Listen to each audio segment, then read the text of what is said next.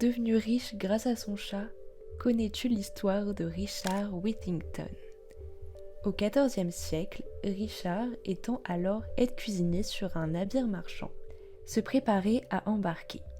Et il n'emporta avec lui qu'un seul et unique bagage, son chat. Cela ne fut pas sans protestation du greffier qui s'occupait de contrôler le chargement. Mais Richard et l'équipage partirent donc en compagnie du chat.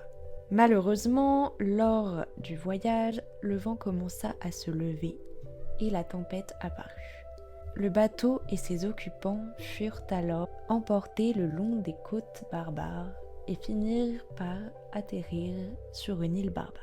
Seulement, une fois arrivés sur l'île, il se trouve que celle-ci est complètement infestée de rats et de souris. Quelle aubaine pour Richard et son ami le chat qu'il se félicita d'avoir emporté, puisque ce problème put rapidement être réglé. Reconnaissant, le souverain offra alors à l'équipage d'acheter tout le butin du navire et celui-ci multiplié par 10 si on lui permettait de garder le dit chat. Ils acceptèrent alors cette offre assez généreuse, disons, et Whittington, vous vous en doutez, receva une grande part des bénéfices, ce qui, selon la légende, aurait permis de commencer son ascension sociale. Mais alors ça, c'est l'histoire mythique, mais qu'en est-il de la réalité?